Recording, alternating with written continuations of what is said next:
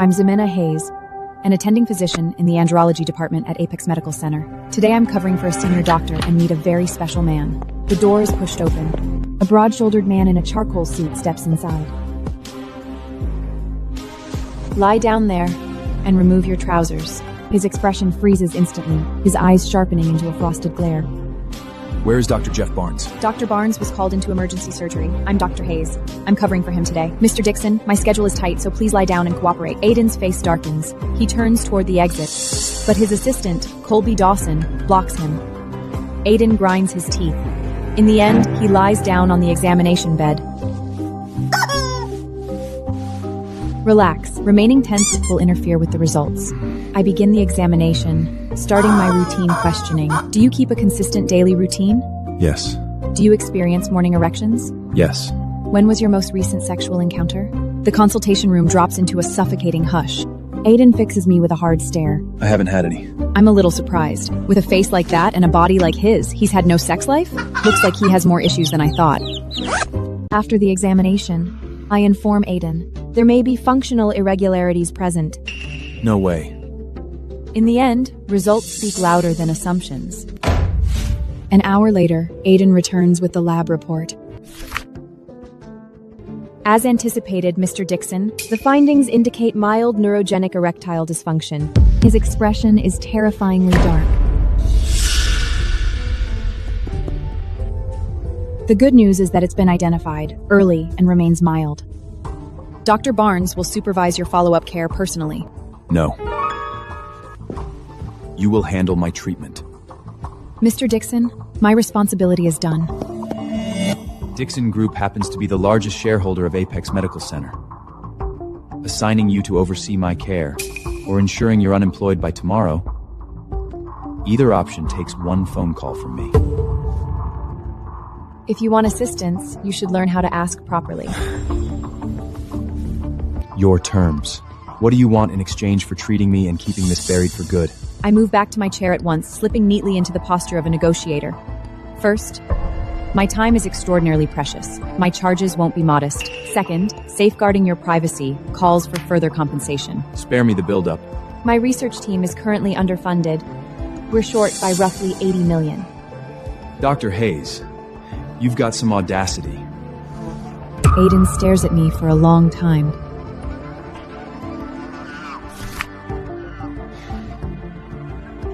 Agreed. I hum as I walk out of the hospital. 80 million in research funding, solved in the most unbelievable way. But my good mood doesn't last long. My grandmother calls. Ximena, do you have any idea what time it is? How can a young woman like you be out so late every single night? Come home immediately. I sigh. Tonight is going to be another exhausting showdown. 30 minutes later, I arrive at the Hayes mansion. My grandmother sits upright in a chair, her presence imposing. Stand properly. Do you have even a shred of respect left for me as your grandmother? Grandma, I was filling in for a coworker today. I'm not interested in your excuses. I've already asked an old acquaintance to arrange a suitable match for you. Our family has run businesses for generations, and I already indulged your father when he insisted on becoming a doctor.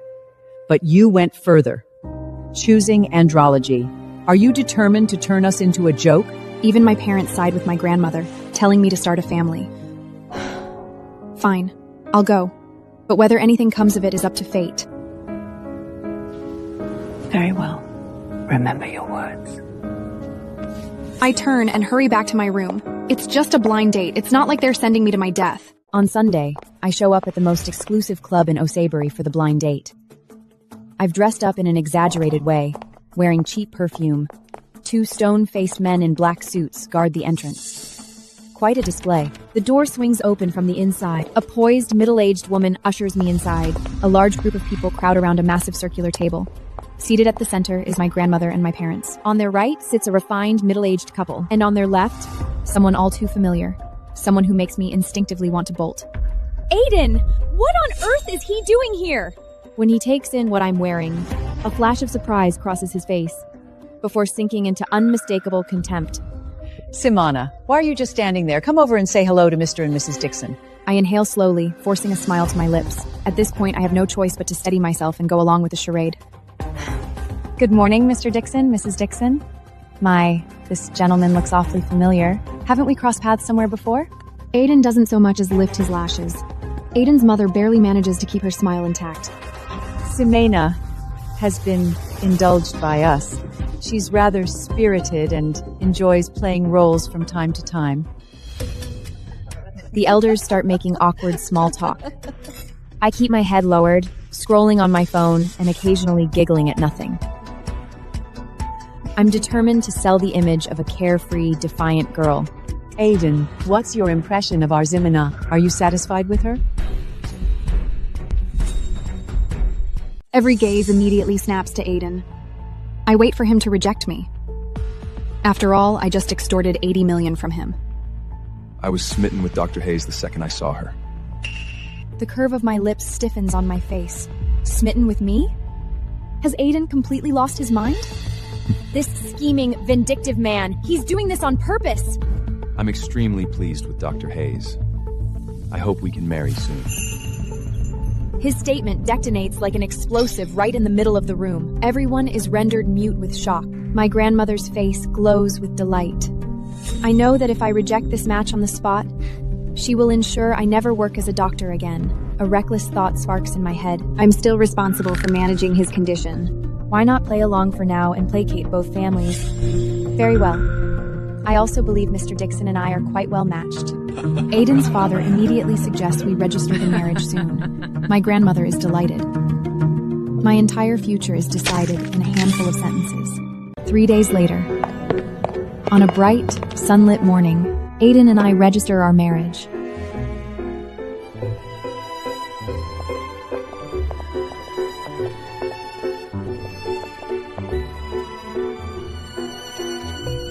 After we get the marriage certificate, Colby hands me a folder.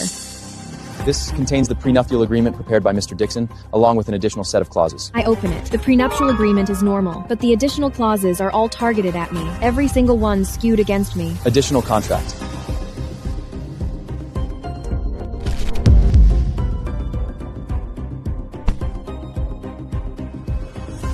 Mr. Dixon, is this what you call sincerity and collaboration? Dr. Hayes, in this marriage, I am the primary party. I supplied the capital, the laboratory, and resolved your troubles. It's only reasonable that you follow my terms. He's using a provocation tactic. I refuse to back down. Fine. Mr. Dixon, remember this agreement cuts both ways. Whatever you expect from me, you'd better be prepared to deliver yourself.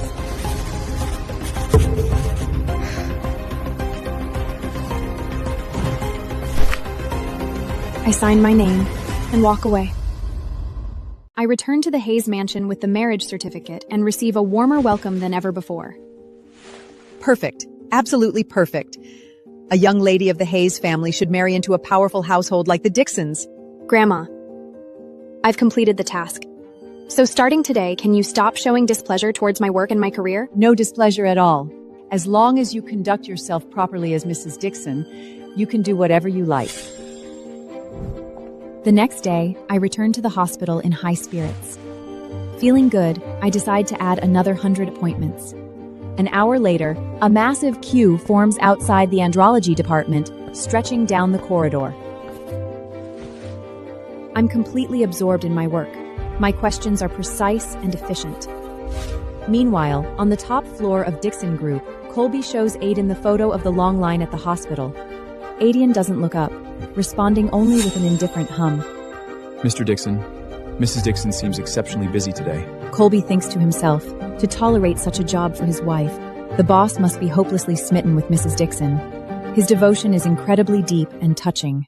In the evening, as I'm about to finish work, I receive a message from an unfamiliar number. Ximena, I'm back in town. Just got off my flight. Can we meet? Claude? He's back. I immediately call him back and invite him to dinner. We agree to meet at Ethereal View, an upscale restaurant operated by Dixon Group. Our conversation drifts from breakthroughs to funny stories. The table fills with warmth and laughter. Suddenly, the friendly mood is pierced by a cold stare. Across the room, a familiar face makes my words come to an abrupt stop. Aiden sits alone at a nearby table, lazily holding a glass of red wine. radiating a quiet warning. What is he doing here? I suddenly recall that Ethereal View is owned by the Dixon Group. As the head of the company, it makes sense for him to drop by. Still, of all moments, he shows up while I'm having dinner with Claude. Aiden refuses to acknowledge my presence. Since he chooses to ignore me, I am more than willing to act like strangers as well. Just as we are on the verge of leaving, someone rushes in. Colby notices me seated nearby. Mrs. Dixon. I wish I could dash over and cover Colby's mouth. The atmosphere congeals. Claude stares at me, his expression riddled with disbelief. Mrs. Dixon? After addressing me, Colby promptly crosses over to Aiden and reports with deference. Mr. Dixon, I brought the documents you asked for. Aiden doesn't even bother to raise his lashes. My anger flares instantly. I know Colby is acting under Aiden's orders. That scheming, vindictive man. Claude's gaze bounces between me and Aiden several times. He recognizes the tycoon at once. Jimena, that gentleman over here, he... At this point, feigning ignorance is no longer possible. I force a smile. Claude, this is Mr. Aiden Dixon, the CEO of Dixon Group. I intentionally sidestep any mention of my connection to Aiden, but Aiden has no intention of indulging me. He rises, straightening the collar of his suit as he strides toward me. He casually holds my shoulders. It's late. I should be taking my wife home. Aiden is sealing my role as his wife before Claude. I murmur a warning. Aiden, don't go too far. Mrs. Dixon, remember what we agreed on. I grind my teeth in anger. Claude, this is my husband, Aiden Dixon. Claude's disappointment is impossible to conceal. He forces a smile and walks away. What was meant to be a warm reunion has been completely spoiled by Aiden's interference. I prepare to leave on my own. Aiden catches my wrist. Where do you think you're going? Home. I'll drive you. He hauls me into the car. My restrained fury bursts loose. Aiden, what do you actually want? Do you really think you own me just because you have leverage? Believe me, I won't hesitate to reveal everything you're hiding. I clamp my hands around his neck, but he shows no reaction at all. He watches me calmly. I understand I have crossed a line. In this battle with Aiden, I have lost my composure for the first time. Is that man someone from your past, Dr. Hayes? That's none of your concern. He's an old friend from med school, someone I hold in high regard. Our agreement does not extend to my friendships or my personal life. His expression finally shifts. He coldly tells the driver to go. Neither of us speaks again for the entire ride. The next evening is the Dixon family dinner. Aiden comes to pick me up.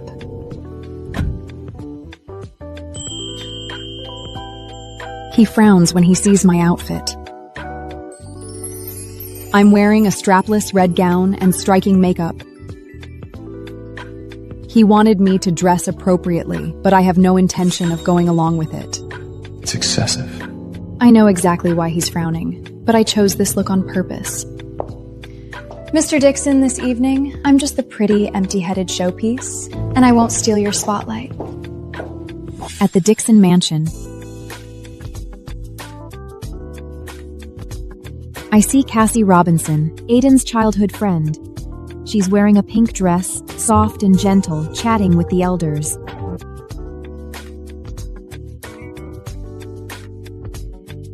She looks at me with contempt and envy.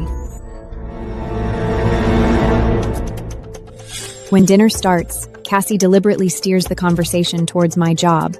I heard that Ximena works in the andrology department at Apex Medical Center. The moment those words land, the mood tightens. A few of the younger ones fail to hold back their quiet laughter. A woman in that line of work, to them, is laughable. Contrary to expectations, I neither lash out nor shrink away. Instead, I curve my lips into a faint, awkward smile. It wasn't my first choice, but my parents said this field offers stable prospects. I cast a timid glance toward Aiden, but he calmly continues slicing his steak, not sparing me a look. That infuriating man. Is he truly going to abandon me to face this alone? Suddenly, Hugh brings his cutlery against the plate. The sharp clang freezes the entire room. Hugh's piercing gaze sweeps across the table before stopping on Cassie. What's so disgraceful about being an andrology doctor? Healing the sick, saving lives? What part of that deserves ridicule? Cassie's face flushes crimson. Who do you think you are to pass judgment?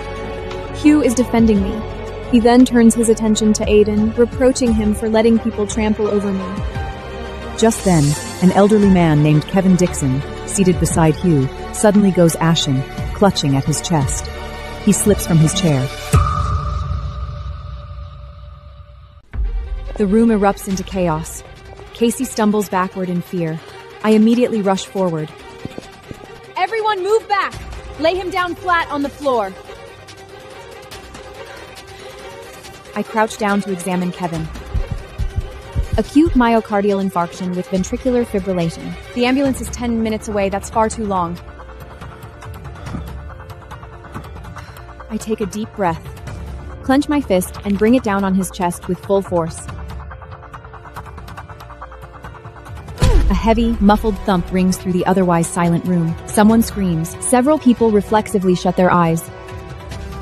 What do you think you're doing? Have you lost your mind? He's already like this, and you're still laying hands on him? I completely ignore the noise around me. In the very next second, something unbelievable happens. Kevin's violently convulsing body gives a sharp jolt, and then slowly goes still. His frantic gasps even out, and a hint of color gradually returns to his once purple lips.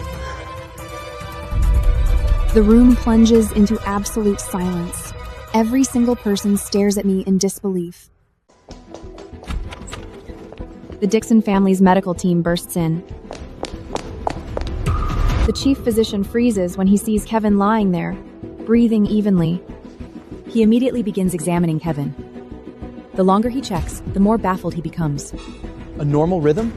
The fictration is gone? This is impossible. Without a defibrillator? His eyes land on a faint reddish mark on Kevin's chest. He snaps his head up toward the room. Who treated the patient just now? Who intervened without any medical equipment? Cassie's eyes light up. She hurries forward first, pointing at me. It was Jimena. We were all terrified, but she suddenly rushed over and slammed her fist into Kevin's chest. Dr. Gomez, he'll be all right, won't he? In an instant, tension grips the room. Countless complicated looks shift towards Aiden. I couldn't care less about the ridiculous accusations from that foolish woman, Casey. I help Kevin up and seat him in the chair. The doctor fixes me with a doubtful stare. That strike just now, was that your doing? Yes, I did it. Your brother pulled through! It was this young lady who saved him! Cassie's face goes rigid. Mr. Kevin Dixon was experiencing a sudden heart attack, complicated by ventricular fibrillation. His heart had already ceased beating. What she performed was the most drastic emergency measure there is, a precordial strike. Without this young lady's swift and flawless intervention, by the time we arrived, He would not have survived. Every stare swings back to me. Only then do they understand that the woman they dismissed as merely a pretty face is unmistakably someone with competence. I walk back to the dining table and sit down, popping a piece of fruit to my mouth. Goodness, that punch took real effort. I'm worn out. The villa next to the main residing has been vacant for years. From today onward, it's yours. Everyone is stunned. Countless people have eyed that villa over the years, yet Hugh has never once relented. It is a clear statement to the entire Dixon family of how highly he regards me. Compelled into living together, Aiden's mood stays dark and irritable. The villa spans 3 floors, styled entirely to Aiden's minimalist tastes. Black, white, and gray tones creating an atmosphere of sleek refinement, but little warmth. Well, this place suits you perfectly. Cold and unfriendly, hands clasped behind my back. I wander leisurely up to the 2nd floor. The master bedroom is the most spacious, perfectly positioned, with a large ensuite bathroom and a balcony. I'm taking this one. I take my suitcase into the room. Out of nowhere, he sweeps me off my feet effortlessly, holding me up like a helpless little kitten. Aiden! What do you think you're doing? Let go of me! Put me down! Aiden shows no emotion as he hauls me straight to the other bedroom, flinging both me and my suitcase inside. Until this property is officially signed over to you, it remains Dixon property. Learn who holds authority here and who does not. With those words, He slams the bedroom door shut. I scramble up from the bed, trembling with fury. I mentally curse him 100 times over. I swear that the instant the ownership papers are in my hands, the very first thing I will do is throw him out. And so begins our painfully awkward life under the same roof. Aiden is obsessively self-controlled, plagued by rigid cleanliness standards and an intense sense of territorial ownership. When working in his study, Aiden requires absolute quiet. Meanwhile, I lounge on the living room couch, crunching snacks and watching sitcoms, erupting into loud, carefree laughter. Aiden follows a meticulously planned diet of light, nutritionally balanced dinners. I adore bold, heavy flavors and frequently order takeout. Eventually, Aiden snaps. That night, he slaps a stack of papers onto the coffee table. These are the house rules. Read them. I pick up the pages and see more than a dozen absurd conditions listed. After 8 p.m., noise must not exceed 20 decibels. Food with strong odors is forbidden. Entry into the study, gym, or master bedroom without permission is forbidden. Of course, Mr. Dixon. I've memorized everything. The next day, my retaliation comes. I follow the no noise after 8 rule to the letter in the first floor common areas. Yet at 7:59 p.m., I blast the living room speakers at full volume, cutting the sound off with perfect precision the moment the clock hits 8. I also obey the ban on eating pungent food indoors. Instead, I set up a small table in the garden, directly beneath Aiden's studio window, and grill meat near the evening sky. The thick, greasy aroma drifts straight into his study through the open window. After enduring several days of my non-stop provocations, Aiden is on the verge of insanity. Late one night, I sit cross-legged on the carpet surrounded by reference materials. Hearing footsteps, I look up and notice Aiden's tightly drawn brows and slightly pale face. Are you not feeling well? None of your business. He heads straight for the kitchen. I catch his unsteady steps and feel a sharp tug of worry. He pulls a bottle of ice water from the refrigerator. I press my hand firmly against his wrist. Have you lost your mind? Drinking ice water when you're already unwell? I snatch the bottle away and shove it back into the fridge. I turn, fill a cup with warm water, add a spoonful of honey, and place it in his hand. Drink this. Poison me? Mr. Dixon, if I truly meant to kill you, I'd choose something swift, silent, and impossible to trace. From the way you look, you've been under immense pressure lately, which has only thrown your neuroendocrine system further out of balance. Let me be clear. Keep this up and forget 8 million. Even if you waved 800 million in front of me, I still wouldn't be able to help you. He drains the honeyed water in a single swallow. It is the first time since we began living under the same roof that I address him purely in my capacity as a physician. Saturday evening, you'll come with me to a charity banquet. Mr. Dixon, the agreement doesn't include me serving as your decorative accessory. It's my grandfather's request. I'm too busy. I'm organizing your medical records and drafting a treatment protocol. I can't put your treatment on hold just for a meaningless social event. Aiden is completely at a loss. He turns and walks out, his expression dark. After successfully gaining the upper hand over Aiden, I enjoy several peaceful days. He doesn't return to the villa for days. That afternoon, I receive a call from a university classmate. Tomorrow is the centennial anniversary of the medical school. Claude is officially joining the faculty. I have to come. Showing up for Claude is the bare minimum. After ending the call, the smile on my face slowly disappears. I feel I owe Claude a proper explanation. The following day marks the medical school's centennial celebration. I arrive in a plain white dress. Shimona! Hi! The moment I appear, my classmates crowd around me. Claude arrives. He is dressed in a gray suit, Gold-rimmed glasses resting neatly on his nose. Every bit the refined gentleman. Ximena, you're here. Claude.